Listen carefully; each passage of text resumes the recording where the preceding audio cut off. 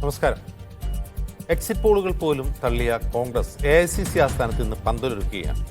തെരഞ്ഞെടുപ്പ് ഫലം കാണാൻ ഇന്ത്യ മുന്നണിക്ക് ആത്മവിശ്വാസമുണ്ടെന്ന് തെളിയിക്കുന്നതാണ് അവസാന നിമിഷങ്ങളിലെ പോലും ഈ കാഴ്ചകൾ. ഈ ആത്മവിശ്വാസത്തിന്റെ യഥാർത്ഥ സ്രോതസ് എന്താണ്? രാവിലെ അവർക്ക് നിരാശരാകേണ്ടി വരും. സ്വാഗതം സ്പെഷ്യൽ എഡിഷനിലേക്ക്. നമ്മളോടൊപ്പം അതിഥികളായി അഡ്വക്കേറ്റ് വസന്ത് സിറെ, കോൺഗ്രസ് വക്താവ്, അഡ്വക്കേറ്റ് SG സൂര്യൻ, BJP വക്താവ്, അഡ്വക്കേറ്റ് ബൽദേവ് സച്ചിദാനന്ദൻ, ഇടത് സഹയാത്രികൻ, മാധ്യമപ്രവർത്തകൻ നിസാം സയ്യിദ് എന്നിവർ. ആദ്യം നിസാം സയ്യിദിലേക്ക്. നിസാം, എക്സിറ്റ് പോൾ സംബന്ധിച്ച ചാനൽ ചർച്ചകളിൽ പങ്കെടുക്കേണ്ടതില്ല എന്നാണ് കോൺഗ്രസ് തീരുമാനിച്ചത്. അതിനവർ പറഞ്ഞത് അതെല്ലാം ഗോദി മീഡിയയുടെ TRP റേറ്റിംഗ് കൂട്ടാനുള്ള ഒരു പണിയാണ്. എക്സിറ്റ് പോളുകളെ കുറിച്ച് കമൻറ്റ് ചെയ്യുകയോ അതിൽ ചർച്ച ചെയ്യുകയോ ചെയ്യേണ്ട കാര്യമില്ല എന്നാണ് പറയുന്നത്. പക്ഷേ എക്സിറ്റ് പോളുകൾ ഒന്നുപോലും കോൺഗ്രസിനും ഇന്ത്യ മുന്നണിക്ക് ആശ്വാസം പകർന്നു ഒന്നും അല്ലതാണ്. എന്താണ് ഈ ഇന്ത്യ മുന്നണിയുടെയും കോൺഗ്രസിന്റെയും ആത്മവിശ്വാസത്തിന് പിന്നിൽ?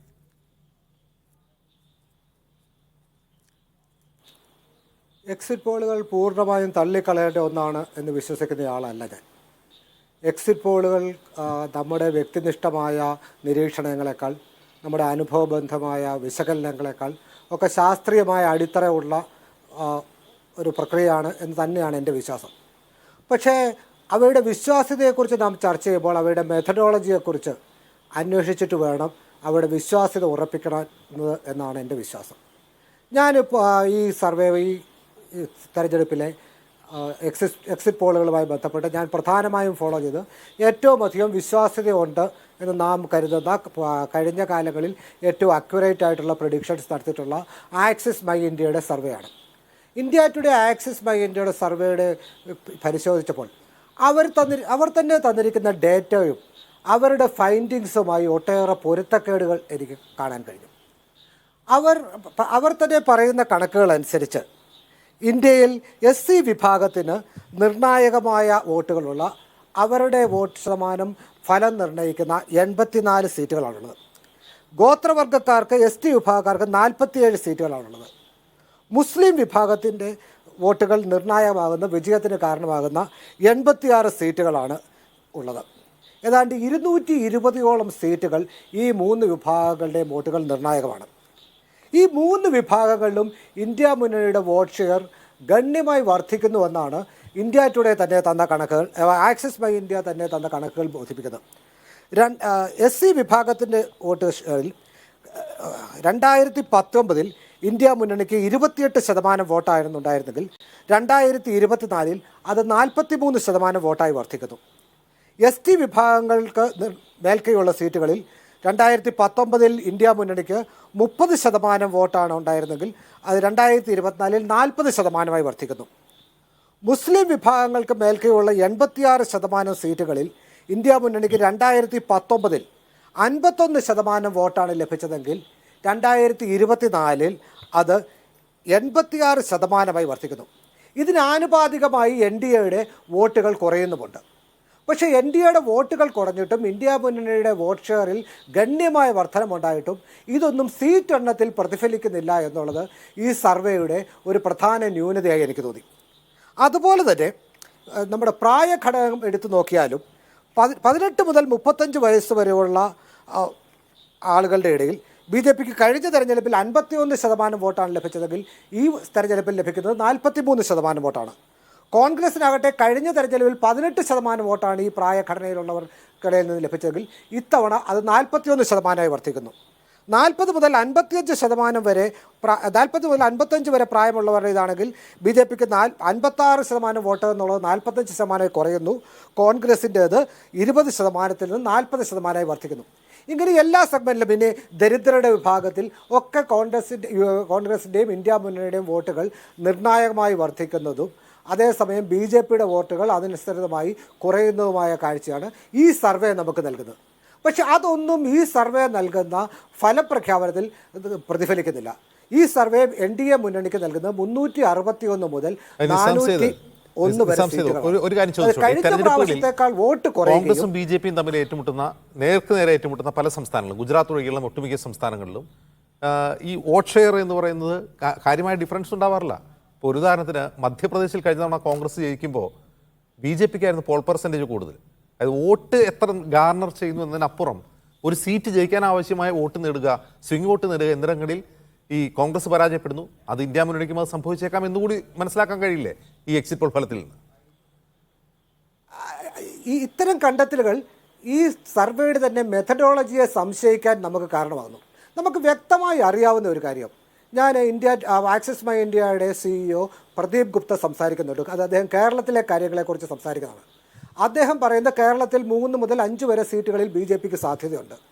അദ്ദേഹം പറഞ്ഞു, in Thiruvananthapuram Shashi may be a couple of points ahead, but there is still a very strong fight. But in Attingal and Thrissur BJP is comfortably placed. ആറ്റിങ്ങലിൽ BJP ജയിക്കുമെന്ന് കണ്ടെത്തുന്ന ഒരു സർവേയുടെ ആധികാരികതയെക്കുറിച്ച് കേരളത്തിൽ ജീവിക്കുന്ന ഒരാളെന്ന നിലയിൽ എനിക്ക് സ്വാഭാവികമായും സംശയങ്ങളുണ്ട്. അതുപോലെ തന്നെ LDFും BJPയും തമ്മിൽ 2% വോട്ടിൻ്റെ മാത്രമാണ് വ്യത്യാസം, 29ഉം 27% മാത്രമാണ് വ്യത്യാസം എന്ന് കരുതാനും കേരളത്തിൽ ജീവിക്കുന്ന ഒരാളെന്ന നിലയിൽ എനിക്ക് ബുദ്ധിമുട്ടുണ്ട്. ഇതൊക്കെ കാണിക്കുന്നത് ഈ തെരഞ്ഞെടുപ്പിന് മുമ്പ് BJP സൃഷ്ടിച്ച ഒരു നരേറ്റീവ് ഉണ്ട്. ആ നരേറ്റീവ് എന്ന് പറയുന്നത് വടക്കേ ഇന്ത്യൻ സംസ്ഥാനങ്ങളിൽ ഓൾറെഡി BJP ഏതാണ്ട് പീക്ക് ചെയ്തിരിക്കുന്നതുകൊണ്ട് അവിടങ്ങളിൽ നിന്ന് എന്തെങ്കിലും സീറ്റുകൾ നഷ്ടപ്പെട്ടാൽ ആ സീറ്റുകളൊക്കെ ദക്ഷിണേന്ത്യയിൽ നിന്നും പുതുതായി ഉണ്ടാകുന്ന മുന്നേറ്റത്തിൽ നിന്നും നികത്താൻ കഴിയും എന്നൊരു നരേറ്റീവ് വടക്കേ ഇന്ത്യയിൽ വ്യാപകമായി BJP പ്രചരിപ്പിച്ചിരുന്നു. അതിനനുസൃതമായ എക്സിറ്റ് പോൾ ഫലങ്ങളാണ് ഇപ്പോൾ വന്നിരിക്കുന്നത് എന്നുള്ളതാണ്. കർണാടകത്തിൽ സൃഷ്ടിച്ചുകൊണ്ട് അവർക്ക് എന്താണ് ഗുണം? ആ നരേറ്റീവിനനുസൃതമായി എക്സിറ്റ് പോളുകളാണ് വന്നിരിക്കുന്നത് എന്നുള്ളതാണ്. ആ നരേറ്റീവ് നേരത്തെ തന്നെ സൃഷ്ടിച്ചതാണ്. അപ്പോൾ ഈ ഒരു പെർസെപ്ഷൻ BJP ക്രിയേറ്റ് ചെയ്യുകയും അതിനനുസൃതമായ എക്സിറ്റ് പോളുകൾ ഉണ്ടാക്കുകയും ചെയ്യുന്നത് അതിൻ്റെ ഉദ്ദേശശുദ്ധിയെ തന്നെ ഒരുപക്ഷെ നമുക്ക് സംശയിക്കാൻ ഇടയാക്കിയേക്കാം എന്നാണ് എൻ്റെ വാദം. ശരി, ജയസൂര്യൻ, ഇപ്പോൾ കേരളത്തിൻ്റെ ഉദാഹരണം വെച്ച് തന്നെ കേരളത്തിൽ ഈ എക്സിറ്റ് പോളുകൾ പലതരം തമാശകളുണ്ട്. ഒരു ചാനൽ നടത്തിയ ഒപ്പീനിയൻ സർവേയിൽ VD സതീശിൻ്റെ നേതൃത്വത്തിലുള്ള UDFും രാഹുൽ ഗാന്ധിയുടെ നേതൃത്വത്തിലുള്ള കോൺഗ്രസും ഒക്കെ പരസ്പരം മത്സരിക്കുന്ന ഒരു ഒപ്പീനിയൻ പോളൊക്കെയായിരുന്നു അവർ പറഞ്ഞത്. അപ്പോൾ കേരളത്തെക്കുറിച്ച് അറിയാത്ത ആളുകൾ കേരളത്തിൻ്റെ പശ്ചാത്തലത്തിൽ എക്സിറ്റ് പോളൊക്കെ നടത്തുമ്പോൾ പലതരത്തിലുള്ള ഫാക്ച്വലി എററായിട്ടുള്ള കാര്യങ്ങൾ പോലും വരുന്നുണ്ട് എന്നാണ് പറയുന്നത്. പക്ഷേ ഈ എക്സിറ്റ് പോളുകളെല്ലാം ഒരേ ഒരു കാര്യം, NDA വീണ്ടും അധികാരത്തിൽ വരുമെന്ന് പറയുമ്പോഴും കോൺഗ്രസും ഇന്ത്യ മുന്നണിയും വലിയ ആത്മവിശ്വാസത്തിലാണ്. അതിൻ്റെ ഒരു കാരണമായി ഇന്ന് അഖിലേഷ് യാദവ്, സമാജ്വാദി പാർട്ടി നേതാവ് അഖിലേഷ് യാദവ് മാധ്യമങ്ങളോട് പറഞ്ഞൊരു കാര്യം, ഫോം 17 വളരെ കൃത്യമായി ഞങ്ങളുടെ പ്രവർത്തകർക്ക് കൈമാറിയിട്ടുണ്ട്, ഞങ്ങളുടെ കൗണ്ടിങ് ഏജന്റുമാരുടെ കയ്യിൽ അതുണ്ട്, അവിടെ ഒരു തരത്തിലുള്ള മാൽ പ്രാക്ടീസും സമ്മതിക്കില്ല എന്ന് അദ്ദേഹം പറയുന്നു. അതായത് ഇത്തരം മാൽ പ്രാക്ടീസസിലൂടെയാണ് BJP ജയിക്കുന്നത് എന്നൊരു സൂചന കൂടി അദ്ദേഹത്തിൻ്റെ വാക്കിലുണ്ട്. കോൺഗ്രസിൻ്റെ ആത്മവിശ്വാസം അതായിരിക്കും. കോൺഗ്രസിന്റെ ആത്മവിശ്വാസം എന്നുള്ള കാര്യം എന്ത് തന്നെയാണെങ്കിലും ഞാൻ അതിലേക്ക് വരാം. അതിനു മുമ്പ് ഇപ്പൊ ശ്രീ നിസാം പറഞ്ഞ കാര്യങ്ങൾ വളരെ പ്രസക്തമാണ്. അതായത് ഈ സർവേകൾ കാര്യങ്ങൾ പറഞ്ഞു വെക്കുമ്പോൾ അതിന്റെ ശാസ്ത്രീയത എത്രമാത്രമാണ് എന്ന് നമുക്ക് പിന്നോട്ടൊന്ന് തിരിഞ്ഞു നോക്കിയാൽ മനസ്സിലാവും. ഇപ്പൊ 2014 8 സർവേകളാണ് അഖിലേന്ത്യാ തലത്തിൽ നടന്നത്.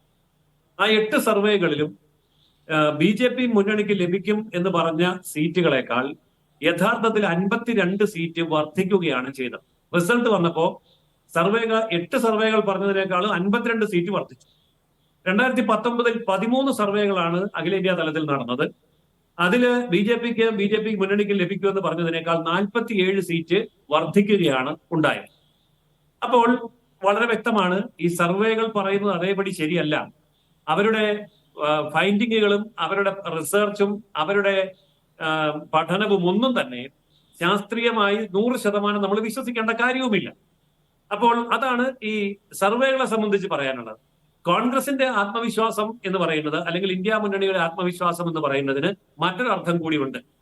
ഈ ഒരു തെരഞ്ഞെടുപ്പിൽ BJP മുന്നണിക്ക് NDA സഖ്യത്തിന് ഭൂരിപക്ഷം കിട്ടുകയും അത് സർക്കാർ ഉണ്ടാക്കാൻ പ്രാപ്തമായ രീതിയിൽ മുന്നോട്ട് നീങ്ങുകയും ചെയ്തുകൊണ്ടിരിക്കുന്ന ഈ അവസരത്തിൽ കൂടെ ഉള്ളവരെ പിടിച്ചു നിർത്തുക എന്നുള്ളത് ഇന്ത്യ മുന്നണിക്ക് വളരെ അത്യന്താപേക്ഷിതമാണ്. അത് കോൺഗ്രസിനാണെങ്കിലും സമാജ്വാദി പാർട്ടിക്കാണെങ്കിലും. അതുകൊണ്ട് അവരെയെല്ലാം ഒരു സ്ഥലത്തേക്ക് വിളിച്ചു വരുത്തി ഒരു റിസോർട്ടിലൊക്കെ താമസിപ്പിക്കുന്ന ആ ശൈലി ഇപ്പോൾ പറ്റില്ലല്ലോ. അതുകൊണ്ട് ഒരു പന്തലൊക്കെ ഇട്ട് അവിടെ ഒരു സ്ക്രീനൊക്കെ വെച്ച് എല്ലാവരും വരൂ, നമ്മൾ വിജയിക്കാൻ പോകുന്നു, നമുക്ക് ഇവിടെ ഇരുന്ന് കാണാം എന്ന് പറഞ്ഞാൽ അവിടെ വന്നാൽ അത്രയും പേരെയെങ്കിലും കൂടെ നിർത്താൻ പറ്റുമല്ലോ. അല്ലെങ്കിൽ രാവിലെ തുടങ്ങി വോട്ടെണ്ണി ഉച്ച കഴിയുമ്പോഴേക്കും പല ഘടകകക്ഷികളെയും പല നേതാക്കന്മാരെയും മറുവശത്ത് കാണേണ്ടി വരുമോ എന്നുള്ള ഒരു ആശങ്ക കൂടെ ആവാം ഇത്തരത്തിൽ ഉള്ള ഒരു പന്തലൊക്കെ ഇട്ട് ആൾക്കാരെ ക്ഷണിക്കുന്നതിന്റെ പിന്നിലുള്ള ഒരു ഉദ്ദേശം. മറ്റൊന്ന്, ഒരു ഇലക്ഷനാണ്, ഒരു രാഷ്ട്രീയ പാർട്ടിയാണ്, പോസിറ്റീവായിട്ട് ആ കാര്യത്തെ കാണണം. അതുകൊണ്ട് ജയമാണെങ്കിലും പരാജയമാണെങ്കിലും നമുക്ക് ഒന്നിച്ചിരുന്ന് കാണാം, തുടർന്ന് കാര്യങ്ങൾ വിലയിരുത്താം. പോസിറ്റീവായിട്ടൊരു സ്പോർട്സ്മാൻ സ്പിരിറ്റ് തന്നെ ഈ ഇലക്ഷൻ റിസൾട്ടിനെ സ്വീകരിക്കാനുള്ള വളരെ പോസിറ്റീവായിട്ടുള്ള ഒരു മനോഭാവമായിരിക്കാം. എന്തു തന്നെയാണെങ്കിലും അവരുടെ ആ നിലപാട് വളരെ ശരിയാണ്. അതുപോലെ തന്നെ ഇലക്ഷന്റെ പ്രോസസ്സിൽ ഫോം നമ്പർ 17 അടക്കം എല്ലാ കാര്യത്തിലും ആൾക്കാരെ കൊടുത്ത് കൗണ്ടിംഗ് ഏജന്റ് ആയിട്ട് എല്ലാ പോളിംഗ് സ്റ്റേഷൻ അല്ലെ കൗണ്ടിംഗ് സ്റ്റേഷനുകളിലേക്കും ആളെ വിടുക എന്ന് പറയുന്നതും രാഷ്ട്രീയ പ്രവർത്തനത്തിന്റെയും പാർട്ടി പ്രവർത്തനത്തിന്റെയും ഒക്കെ അവിഭാജ്യ ഘടകമാണ്. ജനാധിപത്യ പ്രക്രിയയിൽ സജീവമായിട്ട് പങ്കെടുക്കുന്നു എന്നുള്ളതിന്റെ തെളിവാണ്. അത് വളരെ സ്വാഗതാർഹമാണ്. അതില് കോൺഗ്രസും SP-യും ഒക്കെ ചേർന്ന് ഇന്ത്യ മുന്നണിയിലെ മുഴുവൻ ഘടകകക്ഷികളും കൂടി ചേർന്നാലേ എല്ലാ പോളിംഗ് സ്റ്റേഷനിലേക്കും എല്ലാ ടേബിളുകളിലേക്കും എല്ലാ റൗണ്ടുകളിലേക്കും ഉള്ള കൗണ്ടിംഗ് ഏജന്റുമാരെ കൊടുക്കാൻ സാധിക്കുകയുള്ളൂ. അതുകൊണ്ട് തീർച്ചയായിട്ടും ആ മുന്നണി ഒറ്റക്കെട്ടായി നിന്നുകൊണ്ട് അങ്ങനെ പരിശ്രമിക്കണം. അതാണ് ആരോഗ്യകരമായ ജനാധിപത്യത്തിന്റെ ഒരു ലക്ഷണം. മാത്രമല്ല, പുറത്തിറങ്ങി വന്നു കഴിഞ്ഞിട്ട് പിന്നെ പറയാൻ പറ്റില്ലല്ലോ, ഞങ്ങളെ കാണിച്ചില്ല, ഞങ്ങളെ പങ്കെടുപ്പിച്ചില്ല, അല്ലായിരുന്നെങ്കിൽ ഇതായിരിക്കില്ല ഫലം എന്നൊന്നും പറയാൻ പറ്റില്ല. അപ്പൊ സജീവമായി സുതാര്യമായി ഈ കൗണ്ടിംഗ് പ്രക്രിയയിൽ പങ്കെടുത്തുകൊണ്ട് അവിടെ എന്താണ് നടക്കുന്നത് എന്ന് മനസ്സിലാക്കി ആരാണ് ജയിച്ചത് ആരാണ് തോറ്റത് എന്ന് കൃത്യമായി ബോധ്യപ്പെടുക എന്നുള്ളതും ഇന്ത്യ മുന്നണി കാണിക്കുന്ന ഒരു നല്ല ലക്ഷണമാണ്. അത് നമ്മുടെ ജനാധിപത്യത്തെ ശക്തിപ്പെടുത്തുകയും ചെയ്യും. അതിലപ്പുറം അതിൽ ആശങ്കപ്പെടേണ്ട കാര്യമൊന്നുമില്ല എന്നാണ് എനിക്ക് തോന്നുന്നത്. അഡ്വക്കേറ്റ് വസന്ത് സിറിയക്, ഒരു വശത്ത് വലിയ ആത്മവിശ്വാസം, എക്സിറ്റ് പോൾ ഫലങ്ങളെ പോലും തള്ളിക്കളഞ്ഞുകൊണ്ട് അതിനെക്കുറിച്ച് പ്രതികരിക്കാതെ ആത്മവിശ്വാസം പ്രകടിപ്പിക്കുന്നു ഇന്ത്യ മുന്നണിയും കോൺഗ്രസും. ഇന്നലെ കോൺഗ്രസിൻ്റെ മാധ്യമ വിഭാഗം മേധാവി ജയറാം രമേശ് തെരഞ്ഞെടുപ്പ് കമ്മീഷനോട് ഒരു പരാതി പറഞ്ഞു. 150 ജില്ലാ കളക്ടർമാരെ അമിത്ഷാ നേരിട്ട് വിളിച്ചു സംസാരിച്ചു, അവർ സമ്മർദ്ദത്തിലാണ് എന്ന്. എങ്കിൽ അതിൻ്റെ ഒരു തെളിവ് കൊണ്ടുവരുമെന്ന് പറഞ്ഞപ്പോൾ 7 ദിവസം ചോദിച്ചിട്ടുണ്ട് ജയറാം രമേശ്. അപ്പോൾ ഒരു വശത്ത് തെരഞ്ഞെടുപ്പ് പ്രക്രിയയെക്കുറിച്ചുള്ള ആത്മവിശ്വാസം, എക്സിറ്റ് പോൾ ഫലങ്ങളെ പോലും തള്ളിക്കളഞ്ഞുള്ള ആത്മവിശ്വാസം പ്രകടിപ്പിക്കുക, മറുവശത്ത് എന്തോ അട്ടിമറി വരാനുണ്ട് എന്ന സൂചന പ്രവർത്തകർക്കോ പൊതുജനങ്ങൾക്കോ നൽകുക. ഇതെന്തുകൊണ്ടാണ് ഇങ്ങനെ ചെയ്യുന്നത്? ഞങ്ങൾ വളരെ കൃത്യമാണ്, ജനവിധി ഞങ്ങൾക്ക് അനുകൂലമാണ്. ഈ രാജ്യത്തുടനീളം വളരെ കൃത്യമായ ഒരു ആന്റി ഇൻകംബൻസി ഈ ഗവൺമെന്റിനെതിരായി ഉണ്ട് എന്നതിൽ ഞങ്ങൾക്ക് യാതൊരു സംശയവുമില്ല. അത് വളരെ പ്രകടമാകുന്നത് എവിടെയാണെന്ന് ചോദിച്ചാൽ മോദിയുടെ ഇലക്ഷൻ ഡിഫെൻഡിങ് തന്നെ നോക്കിയാൽ മതിയല്ലോ. ആദ്യം സ്ട്രൈക്ക് എൻഡിലേക്ക് മോദി ഗ്യാരണ്ടി പറഞ്ഞിരുന്നാൽ പെട്ടെന്ന് വർഗീയതയിലേക്ക് ഷിഫ്റ്റ് ചെയ്തിട്ടുള്ളത്. എന്തുകൊണ്ടാണ് മോദിക്ക് അങ്ങനെ മാറേണ്ടി വരുന്നത്? അതായത് നമ്മളെക്കാളൊക്കെ വളരെ കൃത്യമായി ഇലക്ഷൻ പ്രഡിക്റ്റ് ചെയ്യുന്ന, ഇലക്ഷൻ റിസൾട്ടിനെ പ്രഡിക്റ്റ് ചെയ്യുന്ന ടീം മോദി ടീമിനും ഉണ്ട് എന്നതിൽ എനിക്ക് സംശയമൊന്നുമില്ല. അത് വളരെ കൃത്യമായി അവർ രണ്ടാം ഘട്ടം കഴിയുമ്പോൾ തൊട്ട് തിരിച്ചറിഞ്ഞത് കൊണ്ടാണ് എങ്ങനെയെങ്കിലും കടന്നുകൂടുക, ഞാൻ ആ വാക്ക് ഉപയോഗിക്കുകയാണ്, കടന്നുകൂടുക എന്ന ലക്ഷ്യത്തോടു കൂടി പറയാവുന്ന കൊള്ളരുതായി മുഴുവൻ പറഞ്ഞു തുടങ്ങി. പക്ഷേ അതിനെയൊക്കെ കവച്ചു വെക്കുന്ന രീതിയിൽ ജനത്തിന്റെ ജീവൽ പ്രശ്നങ്ങൾ അതാണ് ചർച്ച ചെയ്യപ്പെട്ടത്. എത്രയോ നമുക്ക് വിശ്വസനീയമായ സോഴ്സുകൾ, യോഗേന്ദ്ര യാദവിനെ പോലെയുള്ളവർ എത്രയോ പേർ വളരെ കൃത്യമായി രാജ്യത്തോട് വിളിച്ചു പറഞ്ഞു. അതൊക്കെ ചർച്ച ചെയ്യപ്പെട്ടിട്ടുണ്ട് എന്ന് ഞങ്ങൾക്ക് ബോധ്യമുണ്ട്. നോക്കൂ, എന്തുകൊണ്ടാണ് ഇപ്പോ അങ്ങ് സൂചിപ്പിച്ച പോലെ ജയറാം രമേശോ ശ്രീ കപിൽ സിബലോ അല്ലെങ്കിൽ ഇന്ത്യ മുന്നണിയുടെ ഭാഗമായിട്ടുള്ള അരവിന്ദ് കെജ്രിവാളോ അടക്കമുള്ളവർ ഈ തെരഞ്ഞെടുപ്പ് അട്ടിമറിക്കപ്പെടുമെന്ന ഒരു സാധ്യതയെ പറ്റി പറയുന്നത് എന്ന് ചോദിച്ചാൽ, എന്നെങ്കിലും നമ്മൾ കണ്ടിട്ടില്ലാത്ത രീതിയിൽ, സ്വാതന്ത്ര്യാനന്തര ഭാരതത്തിൽ നമ്മൾ കണ്ടിട്ടേ ഇല്ലാത്ത രീതിയിൽ ഇലക്ഷൻ കമ്മീഷൻ മോദി കമ്മീഷനായി പെരുമാറുന്നത് നമ്മൾ കണ്ടില്ലേ? മോദിയുടെ വർഗീയ വിദ്വേഷ പ്രസംഗത്തിനെതിരായി നോട്ടീസ് കൊടുക്കാൻ വേണ്ടി രാഹുൽ ഗാന്ധിക്കെതിരെ കൂടി ഒരു പരാതി ഇട്ടിട്ട് എന്നിട്ട് കൊടുക്കാം എന്ന് പറഞ്ഞ് കാത്തിരിക്കുന്നത്, ആ പരാതിയിൽ അടയിരിക്കുന്നത് നമ്മൾ കണ്ടില്ലേ? വിവിധ പരാതികളുമായി പ്രതിപക്ഷ നേതാക്കൾ ചെല്ലുമ്പോൾ അവർക്ക് നേരെ തെളിവ് കൊണ്ടുവാ എന്ന് പറഞ്ഞിട്ട് അവർക്ക് നേരെ വാതിൽ പൊട്ടിയിറക്കുന്നത് നമ്മൾ കണ്ടിട്ടുണ്ട്. മാത്രമല്ല, ഞാൻ നേരത്തെ സൂചിപ്പിച്ചതുപോലെ എന്ത് വിവരക്കേടും എന്ത് വർഗീയതയും എന്ത് വിദ്വേഷവും വിളിച്ചു പറയാൻ മോദി തയ്യാറായ ഒരു തെരഞ്ഞെടുപ്പാണ് നാഷണൽ ലെവലിൽ ഈ തെരഞ്ഞെടുപ്പ്. ആ തെരഞ്ഞെടുപ്പിൽ അത്രമാത്രം പറയാൻ മുതിർന്ന മോദി അല്ലെങ്കിൽ മോദിയുടെ ടീം ചെയ്യാൻ മടിക്കില്ല എന്നതിൽ എന്താ സംശയം? അതിനെ സ്വാഭാവികമായും ഡിഫെൻഡ് ചെയ്യണ്ടേ? ആ ആശങ്ക തെരഞ്ഞെടുപ്പ് കമ്മീഷന് മുമ്പിൽ, സർക്കാർ മോദി കമ്മീഷൻ ആണെങ്കിൽ പോലും നമ്മുടെ മുമ്പിലുള്ള ഒരേ ഒരു വഴി തെരഞ്ഞെടുപ്പ് കമ്മീഷനും രാജ്യത്തെ നീതി നിയമ പീഡവുമാണ്. അതിന് മുമ്പിലേക്ക് എത്തപ്പെടുക എന്നൊരു യാഥാർത്ഥ്യമുണ്ട്. നേരത്തെ അങ്ങ് നിസാം ചേട്ടനോട് ചോദിച്ച കാര്യമുണ്ടല്ലോ, എന്തുകൊണ്ടാണ് ഇന്ത്യ മുന്നണി ഇത്രമാത്രം പ്രതീക്ഷ വെച്ച് പുലർത്തുന്നത് ഈ തെരഞ്ഞെടുപ്പിൽ എന്നുള്ളതാണ്. അതിനെപ്പറ്റി കൂടി ഞാൻ ഉത്തരം പറയാം. എന്തുകൊണ്ടാണ് എന്ന് ചോദിച്ചാൽ, അങ്ങേക്കറിയാം 2019 തെരഞ്ഞെടുപ്പിൽ ഈ നമ്മുടെ പുൽവാമ അടക്കമുള്ള ഫാക്ടറികൾ എടുത്തു കാണിച്ചുകൊണ്ടാണ് മോദി ആ തെരഞ്ഞെടുപ്പിനെ നേരിടുന്നത്. പുൽവാമ അടക്കമുള്ള തെരഞ്ഞെടുപ്പ് ഫാക്ടറികൾ പറഞ്ഞുകൊണ്ട് നോക്കൂ, ബാലാക്കോട്ടിൽ പോയി തിരിച്ചടിച്ചിട്ട് വന്ന എന്നെ വിജയിപ്പിക്കൂ, ഞാനാണ് ഈ രാജ്യത്തിന് സംരക്ഷണം ഒതുക്കുന്നത് എന്ന് പറഞ്ഞ മോദി 12 സംസ്ഥാനങ്ങൾ എന്നുമ്പോൾ 320 സീറ്റുകളിൽ നിന്ന് 278 സീറ്റുകളോടുകൂടി വിജയിച്ച കേരളമാണ്. 12 സംസ്ഥാനം എണ്ണിയപ്പോൾ തന്നെ നാളെ നമ്മൾ ഈ എംഎൽഎയിലേക്ക് പോകും. 12 സംസ്ഥാനത്ത് മാത്രം മതിയായിരുന്നു 2019 മോദിക്ക് അധികാരം പിടിക്കാനുണ്ട്. അത് ഏതൊക്കെ സംസ്ഥാനങ്ങളാണ്? അവിടെയാണ് പ്രശ്നം. ഒന്ന് രാജസ്ഥാനായിരുന്നു. രാജസ്ഥാനിൽ വളരെ കൃത്യമായ ഒരു ക്ലിയറന്റ് മജോറിറ്റി കഴിഞ്ഞ തവണയും അതിന് മുമ്പത്തെ തവണയും ആർക്ക് കിട്ടി? ബിജെപിക്ക് കിട്ടി. ഈ തവണ അതാണോ അവിടെ അവസ്ഥ? രാജസ്ഥാനിൽ തന്നെ RSSന്റെ പ്രിയങ്കരയായ വസുന്ധര രാജെ സിന്ധ്യയെ അവരുടെ മുൻനിരയിൽ നിന്ന് മാറ്റി നിർത്തിയതുമായി ബന്ധപ്പെട്ട് അവിടെ RSSന്റെ ബിജെപിയുടെ ഇടയിൽ പ്രശ്നങ്ങളുണ്ട്. അത് അവിടുത്തെ മീഡിയ അടക്കം റിപ്പോർട്ട് ചെയ്യുന്നില്ലേ? അപ്പൊ അവരുടെ ഉള്ളിൽ തന്നെ ഒരു പാളയത്തിൽ പല രാജസ്ഥാനിലുണ്ട്. അവിടെ നിയമസഭാ തെരഞ്ഞെടുപ്പിൽ ഏറ്റ തോൽവി വളരെ കൃത്യമായി പഠിച്ച് അതിന് പരിഹാരം ഉണ്ടാക്കിയാണ് കോൺഗ്രസ് ഈ തെരഞ്ഞെടുപ്പിനെ നേരിട്ടിരിക്കുന്നത്. അതുകൊണ്ട് കഴിഞ്ഞ തവണത്തെ പോലെ ഒരു ക്ലീൻ സ്വീപ്പ് രാജസ്ഥാനിൽ ഈ തവണ ഇവർക്ക് കിട്ടില്ലെന്നാണ് ഞങ്ങൾ പ്രതീക്ഷിക്കുന്നത്. രണ്ടാമത് മഹാരാഷ്ട്രയിൽ ശരത് പവാറും ബാക്കിയുള്ള അംഗങ്ങളും ഒക്കെ ചേർന്ന് ഇന്ത്യ മുന്നണിയുടെ സുശക്തമായ ഒരു സംവിധാനമുണ്ട്. അപ്പോൾ അജിത് പവാർ പോയില്ലേ?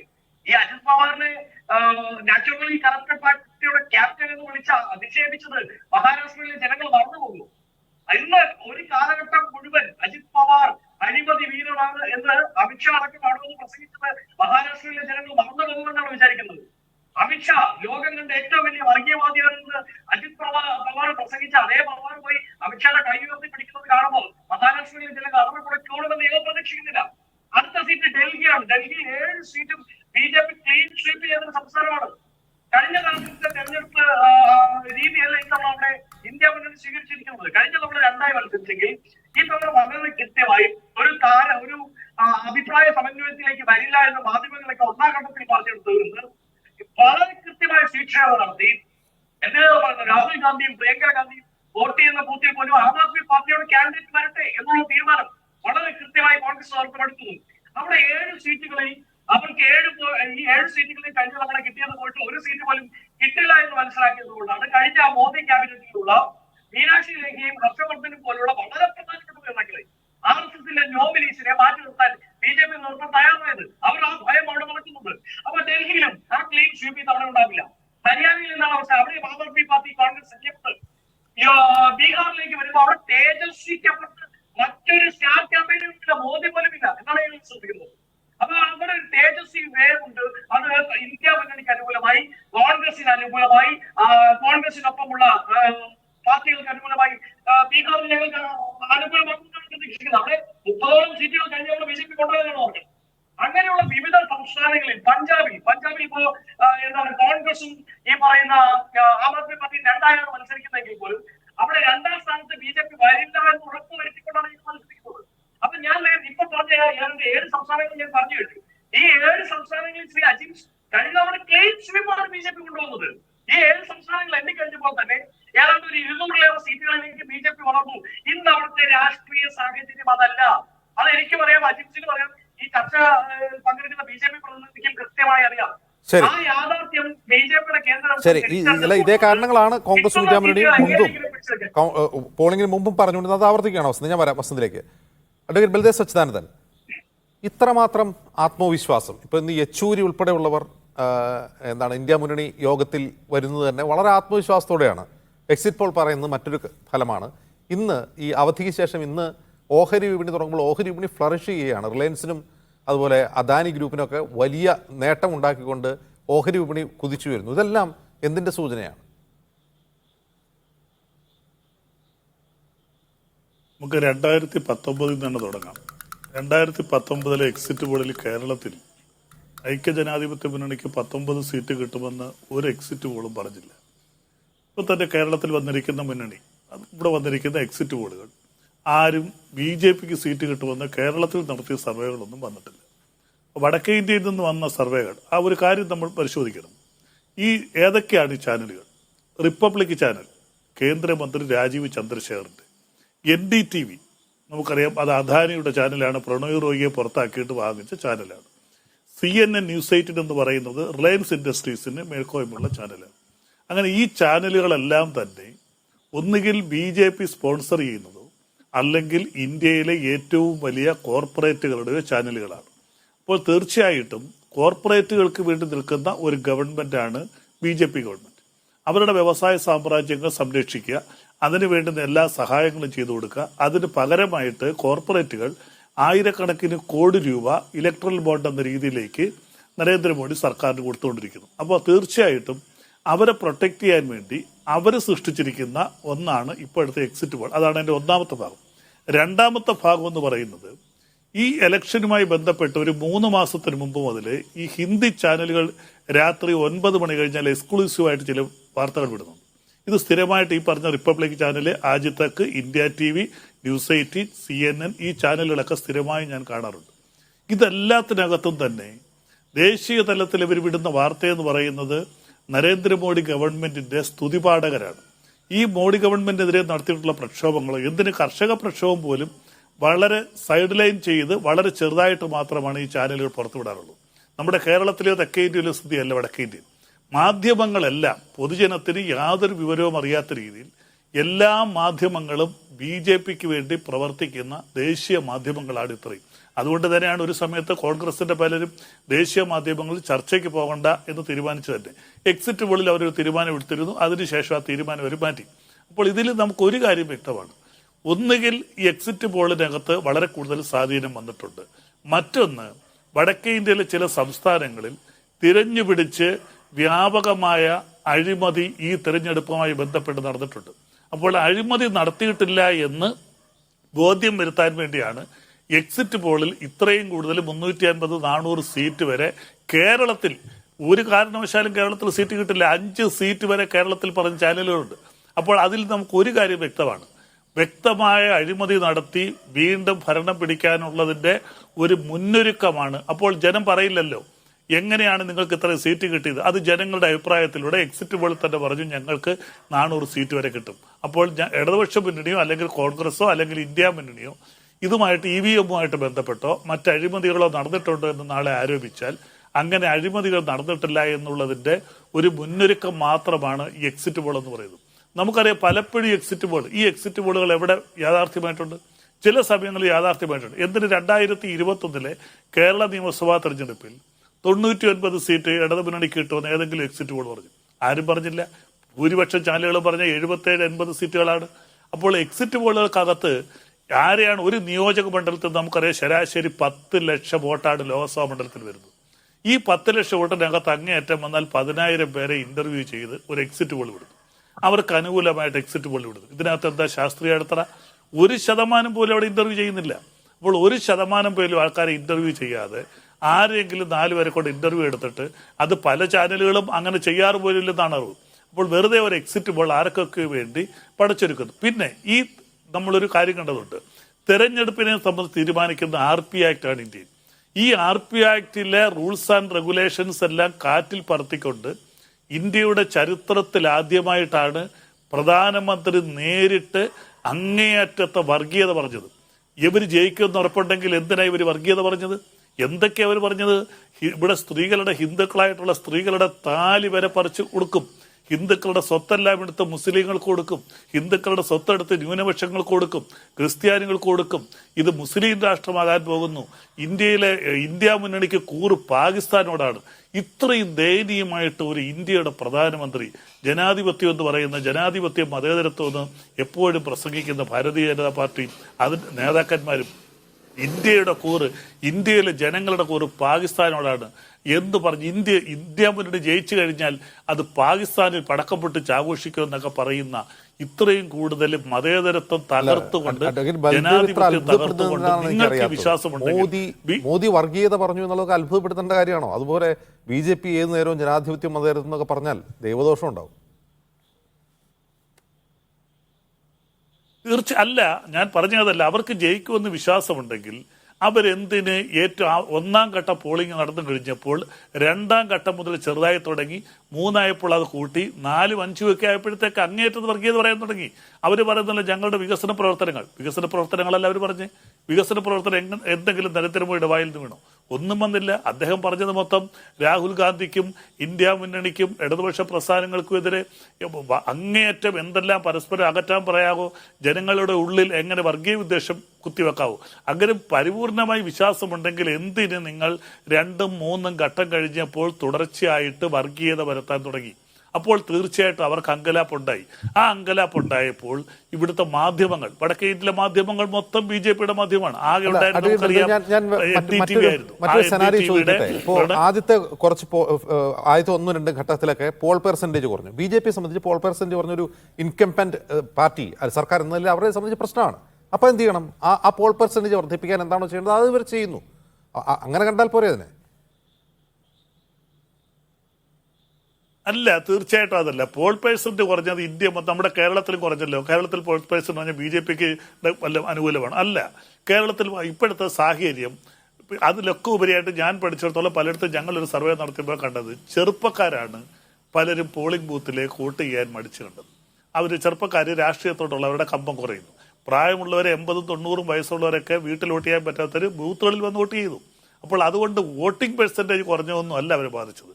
വോട്ടിംഗ് പെർസെന്റ് വടക്കേ ഇന്ത്യൻ സംസ്ഥാനങ്ങളിൽ അത്ര കണ്ട് കോൺഗ്രസിനും അവിടെ നമുക്കറിയാം ഇടതുപക്ഷ പ്രസ്ഥാനങ്ങൾക്കൊന്നും വലിയ ശക്തിയുള്ള പ്രസ്ഥാനങ്ങളല്ല. അവിടെ ഒന്നും അത് തീർച്ചയായും ജനാധിപത്യ പ്രസ്ഥാനങ്ങളാണ് വടക്കേ ഇന്ത്യയിലുള്ളത്.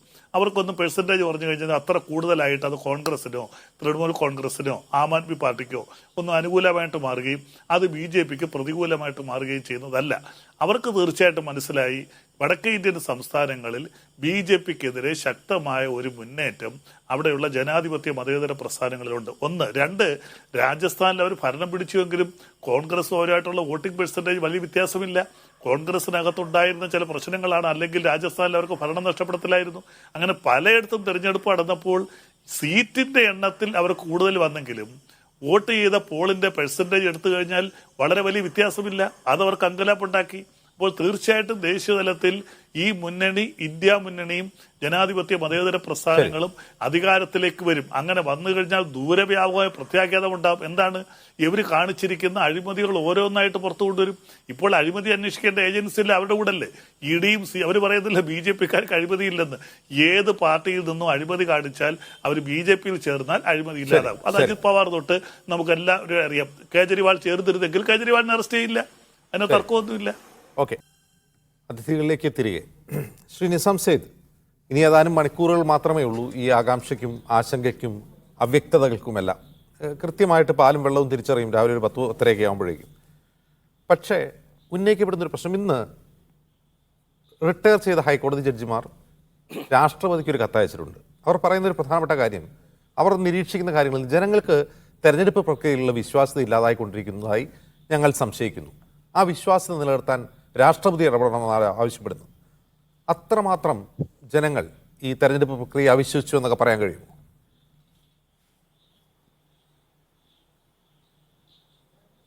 ഈ തെരഞ്ഞെടുപ്പ് കാലത്താകെ നാം ഉയർന്നു കേട്ട ഒരു കാര്യം, ഈ തെരഞ്ഞെടുപ്പിൽ BJPക്ക് വിജയിക്കാനുള്ള സാധ്യത കുറവാണ്, BJPക്ക് വലിയ നഷ്ടമുണ്ടായേക്കാം. പക്ഷേ ഇത് പറയുന്ന നമ്മുടെ ന്യൂഡൽഹിയിലുള്ള സുഹൃത്തുക്കളും അല്ലെങ്കിൽ വ്യത്യസ്ത രാഷ്ട്രീയ അഭിപ്രായമുള്ള ആളുകളൊക്കെ പറയുന്നത് സംഗതികൾ ഇങ്ങനെയൊക്കെ ആണെങ്കിലും എന്താണ് BJP ചെയ്യുന്നത് എന്ന് നമുക്ക് പറയാൻ പറ്റില്ല എന്നുള്ളതാണ്. അത് ഒരു വിധത്തിൽ നല്ലതാണ്. കാര്യം BJPയുടെ വിശ്വാസ്യത വല്ലാതെ തകർന്നിരിക്കുന്നു എന്നുള്ളത് വലിയ യാഥാർത്ഥ്യമാണ്. തെരഞ്ഞെടുപ്പ് വിജയിക്കാൻ എന്തും ചെയ്യുന്ന ന്യായവും അന്യായവും നിയമപരവും നിയമത്തിനല്ലാത്തതുമായി എന്തും ചെയ്യുന്ന ഒരു പാർട്ടിയാണ് അല്ലെങ്കിൽ ആളുകളാണ് ഇന്ന് ഭരണത്തിലിരിക്കുന്നത് എന്നൊരു വിശ്വാസം പൊതുവെ ജനങ്ങൾക്കിടയിൽ വ്യാപകമായി ഉണ്ട് എന്നുള്ളത് ഒരു യാഥാർത്ഥ്യമാണ്. ആ യാഥാർത്ഥ്യമാണ് നമ്മുടെ തെരഞ്ഞെടുപ്പ് പ്രക്രിയയിൽ ഇങ്ങനെ അഭൂതപൂർവമായി ഉണ്ടാകാവുന്ന ചില ഫലങ്ങളെ സംശയത്തോടുകൂടി വീക്ഷിക്കുവാൻ നമ്മളെ പ്രേരിപ്പിക്കുന്നത്. നമ്മുടെ തെരഞ്ഞെടുപ്പ് പ്രക്രിയ കുറച്ചുകൂടി സുതാര്യമാക്കേണ്ട ആവശ്യം, അതിൻ്റെ വിശ്വാസ്യത വീണ്ടെടുക്കേണ്ടത് അത് നടത്തുന്ന ഏജൻസികളുടെ തന്നെ ചുമതലയാണ്. ഇന്ത്യയിൽ പ്രധാനമായും ആ ചുമതലയുള്ളത് ഇലക്ഷൻ കമ്മീഷനാണ്. ഇലക്ഷൻ കമ്മീഷൻ നമ്മൾക്ക് ഇന്ത്യ സ്വതന്ത്രമായ അന്നു മുതൽ സുകുമാർ സെൻ ആദ്യത്തെ ഇലക്ഷൻ കമ്മീഷണറായിരുന്ന കാലം മുതൽ മറ്റ് രാജ്യങ്ങളിലെ ഇലക്ഷൻ കമ്മീഷനുകളേക്കാൾ, ഇലക്ഷൻ സംവിധാനങ്ങളെക്കാൾ ഒരു വിശ്വാസ്യത പുലർത്തിയിരുന്ന ഇലക്ഷൻ കമ്മീഷനായിരുന്നു, ഒരു സംവിധാനമായിരുന്നു, ഒരു സ്ഥാപനമായിരുന്നു. പക്ഷേ കുറേ നാളുകളായി ഈ ഇലക്ഷൻ കമ്മീഷൻ എന്ന സ്ഥാപനത്തെ ഭരണകക്ഷിയുടെ അവരുടെ തന്നെ ഒരു വിഭാഗമാക്കി, അവരുടെ ആജ്ഞകൾ അനുസരിക്കുന്ന ഒരു വിഭാഗമാക്കി, അവർക്ക് ഇഷ്ടമുള്ള ആളുകളെ മാത്രം തിരികെ കയറ്റുന്ന ഒരു സ്ഥാപനമാക്കി ഈ ഭരണകൂടം മാറ്റിയിരിക്കുന്നു എന്നുള്ളതാണ് യാഥാർത്ഥ്യം. സുപ്രീം കോടതിയുടെ പോലും നിർദ്ദേശങ്ങളെ അവഗണിച്ചുകൊണ്ട് സുപ്രീം കോടതി ചീഫ് ജസ്റ്റിസ് കൂടി അംഗമായ ഒരു കമ്മിറ്റി ആയിരിക്കണം ഇലക്ഷൻ കമ്മീഷനെ നിർണ്ണയിക്കുന്നത് എന്നുള്ളത് ഉള്ള സുപ്രീം കോടതി വിധിയെ അപ്രസക്തമാക്കുന്ന ഒരു ബിൽ അവതരിപ്പിച്ച് ഇലക്ഷൻ കമ്മീഷനെ പൂർണ്ണമായും വരുതിക്കുള്ളിലാക്കുന്നതാണ് നമ്മൾ കണ്ടത്. ഈ തെരഞ്ഞെടുപ്പിൻ്റെ തൊട്ട് മുമ്പ് തന്നെ ഇലക്ഷൻ കമ്മീഷനിലെ ചില അംഗങ്ങൾ രാജിവെച്ച് പോകുന്നതും ഇലക്ഷൻ കമ്മീഷനിൽ വളരെ പെട്ടെന്ന് പുതിയ 2 പേർ വരുന്നതുമൊക്കെ ഉള്ള കാര്യങ്ങൾ ഇലക്ഷൻ കമ്മീഷൻ്റെ വിശ്വാസ്യതയ്ക്ക് ഒട്ടും അനുയോജ്യമായ കാര്യങ്ങളായിരുന്നില്ല. ഈ തെരഞ്ഞെടുപ്പ് കാലഘട്ടമാകെ ഇലക്ഷൻ കമ്മീഷൻ ആ സ്ഥാപനത്തിൻ്റെ ബഹുമാന്യത വർദ്ധിപ്പിക്കുന്ന, മാറ്റുകൂട്ടുന്ന നടപടികളായിരുന്നില്ല എടുത്തത്. ആ ഇലക്ഷൻ കമ്മീഷൻ ഒരു വിഭാഗത്തിന് വേണ്ടി പ്രവർത്തിക്കുന്നു എന്ന കൃത്യമായ സന്ദേശം നൽകുന്ന പ്രവർത്തനങ്ങളാണ് ഇലക്ഷൻ കമ്മീഷൻ നടത്തിയത്. നരേന്ദ്രമോദിയുടെ വിവാദപരമായ മനീസമായ പ്രസംഗങ്ങൾക്കെതിരെ പരാതി കൊടുത്തപ്പോൾ അതിനെ രാഹുൽ ഗാന്ധിക്കെതിരെയുള്ള ഒരു പരാതിയുമായി കൂട്ടിക്കെട്ടുകയും നരേന്ദ്രമോദിയോട് നേരിട്ട് വിശദീകരണം ചോദിക്കാതെ അത് പാർട്ടി പ്രസിഡന്റിനോട് ചോദിക്കുന്നു, രാഹുൽ ഗാന്ധിയുടെയും പാർട്ടി പ്രസിഡന്റിനോട് ചോദിക്കുന്നു, ഞങ്ങൾ നിഷ്പക്ഷരാണ് എന്ന് വരുത്തി തീർക്കാൻ ശ്രമം നടന്നു. അതേസമയം തന്നെ കോൺഗ്രസിലെയും തൃണമൂൽ കോൺഗ്രസിലെയും ചില നേതാക്കന്മാരെ പ്രചരണങ്ങളിൽ നിന്നും മലീസവമായ വിഷമിപ്പിക്കുന്ന പ്രചരണം നടത്തിയെന്ന ആരോപണം ഉയർത്തി അവരെയൊക്കെ തെരഞ്ഞെടുപ്പ് പ്രചരണങ്ങളിൽ നിന്നും ചില കാലഘട്ടത്തിലേക്കെങ്കിലും നിരോധിക്കുന്നു. ഇങ്ങനെ ഒട്ടേറെ നടപടികൾ ഇലക്ഷൻ കമ്മീഷൻ്റെ വിശ്വാസ്യതയെ ചോദ്യം ചെയ്യുന്ന നടപടി ഉണ്ടാകുന്നു. ഇതൊക്കെ നമുക്ക് മനസ്സിലാക്കുന്നത് ഇന്ത്യയിലെ ഇലക്ഷൻ രംഗത്ത് ഒരു ലെവൽ പ്ലേയിങ് ഫീൽഡ് ഉണ്ടാക്കാൻ ബാധ്യസ്ഥരായ സ്ഥാപനങ്ങൾ അതിനെ ഇല്ലാതാക്കുന്നു എന്നുള്ളതാണ്. ഒരു ലെവൽ പ്ലേയിങ് ഫീൽഡ് ഉണ്ടെങ്കിൽ മാത്രമേ ഇന്ത്യയിലെ ഇലക്ഷൻ രംഗത്ത് സ്വാഭാവികമായ ജനാധിപത്യം പുലരുകയുള്ളൂ. ആ ലെവൽ പ്ലേയിങ് ഫീൽഡ് ഉണ്ടാകുന്നത് ഇലക്ഷൻ കമ്മീഷൻ സുതാര്യമായിരിക്കുമ്പോൾ, ജുഡീഷ്യറി അതിൻ്റെ റോൾ നിർവഹിക്കുമ്പോൾ, മാധ്യമങ്ങൾ അതിൻ്റെ പങ്ക് ഉയർത്തിപ്പിടിക്കുമ്പോൾ ഒക്കെയാണ്. ഇതൊന്നും ഇല്ലാതെ വരുമ്പോൾ ഇന്ത്യയിലെ ജനാധിപത്യത്തിൻ്റെ അർത്ഥം ചോദ്യം ചെയ്യപ്പെടും. ഈ ഇലക്ഷൻ പ്രോസസ്സിൻ്റെ സുതാര്യത ചോദ്യം ചെയ്യപ്പെടും. ഇന്ത്യൻ ജനാധിപത്യത്തിൻ്റെ സുതാര്യത ഉയർത്തിപ്പിടിക്കുക, അതിൻ്റെ വിശ്വാസ്യത ഉയർത്തിപ്പിടിക്കുക എന്നുള്ളത് ഭാവിയിലേക്കും ഇന്ത്യൻ ജനാധിപത്യം നിലനിർത്താൻ വളരെയധികം അത്യാവശ്യമാണ്. അത് തകർക്കുന്ന ഒരു സംഘമാണ് ഇന്ന് ഇന്ത്യയിൽ ഭരണത്തിലിരിക്കുന്നത് എന്നുള്ള വിശ്വാസം ഇന്ത്യയിൽ പൊതുവായി ഉണ്ടായിരിക്കുന്നുള്ളത് വളരെ നിർഭാഗ്യകരമായ കാര്യമാണ്. ശരി, അഡ്വക്കേറ്റ് വസന്ത് സിറിയക്, ഒരു വശത്ത് ആത്മവിശ്വാസമുണ്ട്. എക്സിറ്റ് പോളുകളെയൊക്കെ ആദ്യം അതിനോട് സഹകരിക്കേണ്ടെന്ന് പറഞ്ഞു, പിന്നീട് എക്സിറ്റ് പോൾ ചർച്ചകളിൽ പങ്കെടുക്കുന്നു. ഇന്ന് AICC ആസ്ഥാനത്ത് പന്തലിട്ട് എല്ലാവരും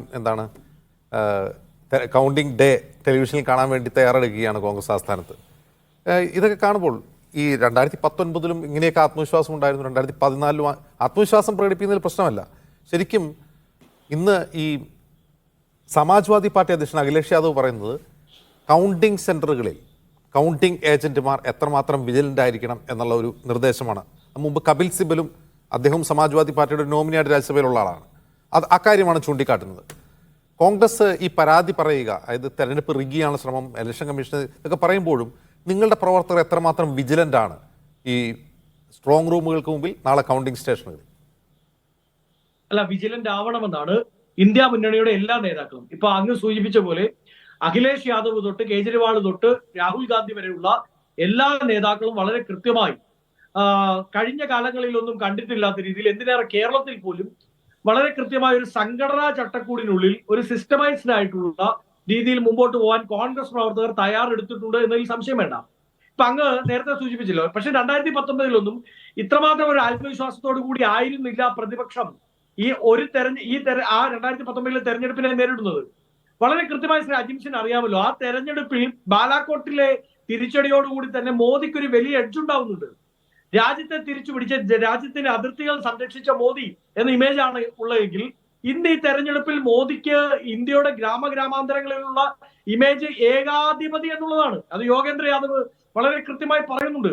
അതിനോടൊപ്പം തന്നെ യോഗേന്ദ്ര യാദവ് കൂട്ടിച്ചേർക്കുന്ന ഒരു കാര്യമുണ്ട്. ഞങ്ങളെ വോട്ട് ചെയ്യാൻ കൊണ്ടുപോയിരുന്ന RSS ഇതാ ഇവിടേക്ക് എത്തുന്നില്ല എന്ന് അദ്ദേഹത്തോട് ഗ്രാമങ്ങളിലുള്ള പ്രായമായവർ, വയോധികർ, യുവജനങ്ങൾ പറയുന്നു. കഴിഞ്ഞ തെരഞ്ഞെടുപ്പിലൊക്കെ BJPക്ക് വേണ്ടി വോട്ട് ചെയ്യാൻ വേണ്ടി ഞങ്ങളെ വിളിച്ചുകൊണ്ട് പോയിരുന്നത് RSS ആണ്. ആ RSS ഇപ്പോൾ ഇവിടെ ഇല്ല.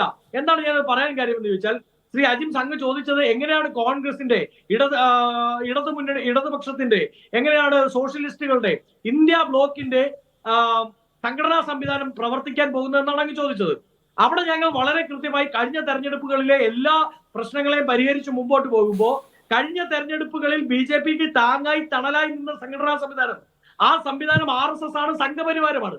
ആ സംഘപരിവാരം ഈ പ്രാവശ്യം അവരുടെ കൂടെയില്ല എന്നുള്ളത് വളരെ കൃത്യമാണ്. അതുകൊണ്ടാണ് ഞങ്ങൾ പറഞ്ഞല്ലോ, ഇപ്പൊ കപിൽ സിബൽ ആവട്ടെ, അഖിലേഷ് യാദവ് ആവട്ടെ, രാഹുൽ ഗാന്ധി ആവട്ടെ, ഇന്ത്യ ബ്ലോക്കിലെ എല്ലാ നേതാക്കളും ഞങ്ങൾ വളരെ കൃത്യമായി, ഞാൻ നേരത്തെ സൂചിപ്പിച്ചതുപോലെ, എന്തും വിളിച്ചു പറയുന്ന മോദി എന്തും ചെയ്യും എന്ന ഭയപ്പാട് ഞങ്ങൾക്കുണ്ട്. ഇല്ല എന്ന് പറയാൻ പറ്റില്ല. അത് കഴിഞ്ഞ തെരഞ്ഞെടുപ്പുകളിൽ, ഈ തെരഞ്ഞെടുപ്പിലെ ഇലക്ഷൻ കമ്മീഷന്റെ നിലപാടുകളിൽ വ്യക്തമാണ്.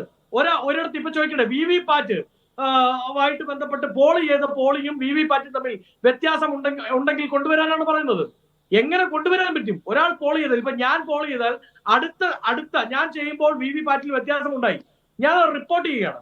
ഞാൻ റിപ്പോർട്ട് ചെയ്ത് കഴിഞ്ഞാൽ അടുത്ത വോട്ട് ചെയ്യുമ്പോൾ, അതിന്റെ റീകൗണ്ടിങ് നടക്കുമ്പോൾ ഞാൻ ചെയ്ത സമയത്തുണ്ടായ പ്രശ്നം ഉണ്ടായിരിക്കണം, ഇല്ലെങ്കിൽ അതിന്റെ ചെലവ് ഞാൻ വഹിക്കണം. അങ്ങനെ രാജ്യത്തെ ഏറ്റവും പ്രധാനപ്പെട്ട ജനാധിപത്യത്തിന്റെ വിശ്വാസ്യത ഉറപ്പുവരുത്തേണ്ടത് വോട്ടറുടെ അവസ്ഥയായി മാറിയൊരു കാലഘട്ടത്തിലൂടെയാണ് കടന്നു പോകുന്നത്. ഞാൻ നേരത്തെ സൂചിപ്പിച്ചതുപോലെ ഏകാധിപതി നടനമാടിയ ഒരു തെരഞ്ഞെടുപ്പാണ്. ആ തെരഞ്ഞെടുപ്പിൽ വളരെ കൃത്യമായി വിജിലന്റായി ഏറ്റവും അവസാനത്തെ ആണി അടിക്കുക എന്ന് നമ്മൾ പറയില്ലേ, അത് അടിക്കേണ്ടത് നാളത്തെ കൗണ്ടിംഗ് ഡേയിലാണ്, കൗണ്ടിംഗ് ടേബിളുകളിലാണ്. അവിടെ വിജിലന്റ് ആയിരിക്കുക എന്നത് ഞങ്ങൾക്ക് കൃത്യമായി അറിയാം. അത് ചെയ്യാൻ ഞങ്ങളുടെ പ്രതിപക്ഷവും ഇന്ത്യ മുന്നണി നേതാക്കളും നിരന്തരം മോദിയെ താനാഷാഹ് എന്ന് വിളിക്കുന്നു, ഈ ഭരണത്തെ താനാഷാഹി എന്ന് വിളിക്കുന്നു. രാജ്യത്തെ ഓരോ ഇടത്തും ഏകാധിപതിയാണ് മോദി എന്ന പെർസെപ്ഷൻ ക്രിയേറ്റ് ചെയ്യാൻ അവർ ശ്രമിച്ചിട്ടുണ്ട്. അതിനെ മറികടക്കാൻ വേണ്ടിയാണോ ഈ മോദി ഞാൻ ബയോളജിക്കൽ ഹ്യൂമൻ ബീയിങ് അല്ല എന്ന് പറയുന്നതും ദൈവം എന്നെ നേരിട്ട് അയച്ചതാണ് എന്നൊക്കെ പറയുന്നത് എന്തിൻ്റെ ഒരു സൂചനയാണ്? അതല്ല, ഇനി തോൽവി ഭയന്ന് നീ തോറ്റാലും മറ്റൊരു തലത്തിൽ, അതായത് ഒരു ലൈഫ് ലോങ് പൊളിറ്റീഷ്യനായ മോദിനെ ഒരു ഗോഡ്മാനായി ജീവിച്ചു കളയാം എന്നൊരു മെസ്സേജ് ജനങ്ങൾക്ക് കിട്ടിക്കാണും? അങ്ങനെ ഒരു മെസ്സേജിന്റെ ഒന്നും ആവശ്യം ഇപ്പോൾ BJPക്കുമില്ല, മോദിക്കുമില്ല. ഇപ്പോൾ ഇവിടെ കർണാടകത്തില്, തെലങ്കാനയിൽ, ഡൽഹിയിൽ, പഞ്ചാബിൽ, ഹിമാചൽ പ്രദേശിൽ, തമിഴ്നാട്ടിൽ, ബംഗാളിൽ, കേരളത്തിൽ ഇവിടെയൊക്കെ ഇലക്ഷൻ നടന്ന റിസൾട്ട് വന്ന സമയത്ത് ഈ ഇലക്ഷൻ കമ്മീഷൻ വളരെ തങ്കപ്പെട്ട ഇലക്ഷൻ കമ്മീഷനായിരുന്നു, നല്ല ഒന്നാന്തര ഇലക്ഷൻ കമ്മീഷനായിരുന്നു. അപ്പോൾ ഇലക്ഷൻ കമ്മീഷനെ കുറിച്ച് യാതൊരു കുറ്റവും ഇല്ല. ആ സമയത്ത് ഇല്ലാത്ത ആരോപണം ഇപ്പോൾ ഉയർത്തിക്കൊണ്ട് വരുമ്പോൾ തന്നെ കാര്യം വ്യക്തമാണ്, ഇത്തവണ ഇന്ത്യ മുന്നണി തോക്കാൻ പോവുകയാണ്.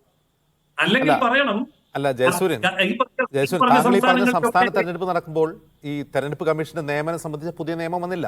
ആ നിയമം വന്നതിന് ശേഷം, ആ നിയമപ്രകാരം പുതിയ ആളുകൾ നിയമിക്കപ്പെട്ട ശേഷം നടക്കുന്ന ആദ്യത്തെ ജനറൽ ഇലക്ഷനാണിത്. അതുകൊണ്ടാണ് ഈ ആരോപണം. അതുകൊണ്ടൊന്നുമല്ല ഈ ആരോപണം. ഈ ആരോപണം BJP ജയിക്കുന്നിടത്തൊക്കെ ഈ ആരോപണമുണ്ട്, BJP തോക്കുന്നിടത്തൊന്നും ഈ ആരോപണം ഇല്ല. അല്ലാതെ വേറെ ഒരു കാര്യവും ഇല്ല. മാത്രമല്ല, ഈ പറഞ്ഞ കാര്യങ്ങൾ ഇപ്പൊ വർഗീയതയാണ്, ഏകാധിപത്യമാണ്, ഇങ്ങനെയൊക്കെ പറയുമ്പോൾ ഇവിടുത്തെ ജനങ്ങൾ ചോദിക്കുന്ന ഒരു ചോദ്യമുണ്ട്, പ്രതിപക്ഷ പാർട്ടികൾ എന്താ മന്ദബുദ്ധികളാണോ? ഇവിടെ BJP മുന്നണിയേക്കാൾ കൂടുതൽ പാർട്ടികളുള്ള വലിയ മുന്നണിയാണ് ഇന്ത്യ മുന്നണി. ആ ഇന്ത്യ മുന്നണിയിലെ നേതാക്കന്മാര് രംഗത്തിറങ്ങിയിട്ട് ശക്തമായിട്ട് എന്താ പ്രതിരോധിക്കാത്തെ? പരാതി പറഞ്ഞാൽ മതിയോ? ജനങ്ങളുടെ അടുത്തേക്ക് എന്നിട്ട് പറയൂ, ഇതൊരു ഏകാധിപതിയാണ്, ഇതൊരു വർഗീയവാദിയാണ്, ഇദ്ദേഹം ഭയങ്കര ഭീകരമായ വിഷം വമിപ്പിക്കുകയാണ്, അതുകൊണ്ട് നിങ്ങൾ NDAക്ക് വോട്ട് ചെയ്യണം എന്ന് പറഞ്ഞ് വോട്ട് ചെയ്യിക്കുകയല്ലേ വേണ്ടത്. അല്ലാതെ എന്തിനാണ് കരയുന്നത്? മാത്രമല്ല, ഇന്ത്യയിലെ ജനങ്ങൾ ഇത്ര അജ്ഞരാണോ, അന്ധരാണോ? ജനങ്ങൾക്ക് ഈ കാര്യങ്ങളൊക്കെ പറഞ്ഞാൽ മനസ്സിലാകും, പറയാതെയും മനസ്സിലാകും. കാരണം ഇന്ദിരാഗാന്ധിയെ താഴെ ഇറക്കിയ ജനങ്ങളാണ്, ജനതാ പാർട്ടിയെ കൊണ്ടുവന്ന ജനങ്ങളാണ്, അതുപോലെ അടൽ ബിഹാരി വാജ്പേയിയെ തോപ്പിച്ച ജനങ്ങളാണ്. ഇതൊക്കെ ചെയ്തിട്ടുള്ള ജനങ്ങൾക്ക് യാതൊരു ബോധവും ഇല്ല എന്നുള്ള മട്ടിൽ പെരുമാറുമ്പോൾ തന്നെ ഒരു കാര്യം ഉറപ്പാണ്, ഇന്ത്യ മുന്നണിക്ക് ആത്മവിശ്വാസമില്ല. ഞാൻ അതുകൊണ്ടാണ് നേരത്തെ പറഞ്ഞത്, ഡൽഹിയിൽ പന്തലിട്ട് എല്ലാവരെയും കൂടി കൂട്ടുകൂടി അവിടെ പിടിച്ചു നിർത്തിയില്ലെങ്കിൽ ഉച്ച കഴിയുമ്പം ഒറ്റ എണ്ണം കാണുകയല്ല പാർട്ടിക്കകത്ത്, മുഴുവൻ BJP മുന്നണി പോകും. അതുകൊണ്ടാണ് പന്തലിട്ടിരിക്കുന്നത്, അതുകൊണ്ടാണ് സ്ക്രീൻ വെച്ചിരിക്കുന്നത്, അതുകൊണ്ടാണ് വിളിച്ചു കൂട്ടിയിരിക്കുന്നത്. അതും ആത്മവിശ്വാസക്കുറവിന്റെ പന്തലാണ്. ആത്മവിശ്വാസക്കുറവിന്റെ, ഞാൻ നേരത്തെ പറഞ്ഞ പോലെ റിസോർട്ടിലേക്ക് വിളിച്ചാൽ വരില്ല. അതുകൊണ്ട് ഇവിടെ അവിടെ പിടിച്ചു കൂട്ടി നിർത്തിയാൽ അത്രയും പേരെങ്കിലും നാളെ ഇവിടെ ജയസൂര്യൻ ചൂണ്ടിക്കാട്ടുന്ന കുറച്ച് പരിഹാസ രൂപേണയാണ് ജയസൂര്യൻ പറയുന്നതെങ്കിലും ഈ ഇന്ത്യ മുന്നണിക്കുള്ള ഒരു നല്ലൊരു രാഷ്ട്രീയ ഉപദേശമാണ് ജയസൂര്യൻ നൽകുന്നത്. മോദി താനാഷാഹാണെങ്കിൽ, ഏകാധിപതിയാണെങ്കിൽ, മോദി വർഗീയവാദിയാണെങ്കിൽ അത് ജനങ്ങളെ ബോധ്യപ്പെടുത്തേണ്ട ബാധ്യത പ്രതിപക്ഷത്തിനാണ്. അതല്ലാതെ ബാക്കി എല്ലാ ആരോപണവും വെറും കരച്ചിലാണ്. ഇതാണ് ജയസൂര്യൻ പറയുന്നത്. ബഹുമാനപ്പെട്ട ജയസൂര്യ പറഞ്ഞ ഒരു കാര്യം വളരെ ശരിയാണ്. ജനങ്ങൾ അജ്ഞരാണ്. കാര്യമെന്താ, ഞാൻ നേരത്തെ പറഞ്ഞല്ലോ, വടക്കേ ഇന്ത്യയിൽ ഹിന്ദി മേഖലകളിൽ ഏതൊക്കെ മാധ്യമങ്ങൾ, അത് ദൃശ്യമാധ്യമങ്ങളായാലും പത്രമാധ്യമങ്ങളായാലും എല്ലാം തന്നെ ഇതെല്ലാം BJPയുടെ നേതാക്കന്മാരോ അവരുടെ മുതലാളിമാരോ കൈകാര്യം ചെയ്യുന്നതാണ്. ജനങ്ങൾ എങ്ങനെയാണ് വാർത്ത അറിയുന്നത്? കേരളത്തിലെ തമിഴ്നാട്ടിലെ സ്ഥിതിയല്ല അവിടെ. ആ വാർത്താ മാധ്യമങ്ങളെല്ലാം തന്നെ BJP വിലക്കെടുത്തു. ഞാനൊന്ന് ചോദിച്ചോട്ടെ, എന്തിനാ NDTVയുടെ പ്രണോയ് റോയെ നിങ്ങൾ പിടിച്ച് ജയിലിട്ടിട്ട് ആ ഷെയർ മൊത്തം 60% ഷെയർ നിങ്ങൾ അദാനിയെ കൊണ്ട് വിലക്ക് വാങ്ങിച്ചത്? ഇപ്പോൾ NDTVയുടെ സ്ഥാനം എവിടെയാണ്? അങ്ങനെ വടക്കേ ഇന്ത്യയിലെ മാധ്യമങ്ങൾ, ഇന്ത്യ മാധ്യമ സ്വാതന്ത്ര്യ രംഗത്ത് എത്ര അധിക്കുന്നത്? ലോകത്തിലുള്ള മാധ്യമ സ്വാതന്ത്ര്യ രംഗത്ത് ഏറ്റവും പിന്നിൽ നിൽക്കുന്ന രാജ്യമാണ് ഇന്ത്യ. കാരണം ചൈനയിലും ഏകദേശം അതേ രീതിയിൽ തന്നെയാണ് ഇന്ത്യ നിൽക്കുന്നത്. ഇവിടുത്തെ മാധ്യമങ്ങൾക്ക് സ്വാതന്ത്ര്യമില്ല. ജനങ്ങൾക്ക് യാതൊന്നും അറിയാൻ കഴിയുന്നില്ല. ആകെ അറിയാൻ കഴിയുന്നത് എന്താ? TV തുറന്നാൽ അമിത്ഷായുടെയും നരേന്ദ്രമോദിയുടെയും ഞങ്ങൾ നടത്തിയ വികസന പ്രവർത്തനങ്ങൾ. എന്ത് വികസന പ്രവർത്തനങ്ങളാണ് നടത്തിയത്? ഏറ്റവും പ്രധാനപ്പെട്ട ഇന്ത്യ അഭിമുഖീകരിക്കുന്ന 2 പ്രശ്നങ്ങൾ, ഒന്ന് തൊഴിലില്ലായ്മ, 2 വിലക്കയറ്റം. ഞങ്ങൾ അഡ്രസ് ചെയ്യുന്ന അതിനെയാണ്. ഈ തൊഴിലില്ലായ്മയും വിലക്കയറ്റവും തടയാൻ എന്തെങ്കിലും നിങ്ങൾക്ക് ചെയ്യാൻ കഴിഞ്ഞോ? ബഹുമാനപ്പെട്ട ജയസൂര്യയുടെ എന്റെ നേരിട്ടൊരൊറ്റ ചോദ്യം, നിങ്ങൾ ഈ 10 വർഷമായിട്ട് അധികാരത്തിൽ വന്നിട്ട് ഒരാൾക്കെങ്കിലും തൊഴിൽ കൊടുക്കാൻ ഒരു പൊതുമേഖലാ സ്ഥാപനം നിങ്ങൾ തുടങ്ങിയോ? എല്ലാ പൊതുമേഖലാ സ്ഥാപനങ്ങളും നിങ്ങൾ വിറ്റഴിക്കുകയോ സ്വകാര്യവൽക്കരിക്കുകയോ ചെയ്തല്ലാതെ ഒരൊറ്റ സ്ഥാപനം നിങ്ങൾ തുടങ്ങി ഒരു വ്യക്തിക്ക് പോലും നിങ്ങൾ തൊഴിൽ കൊടുത്തില്ല.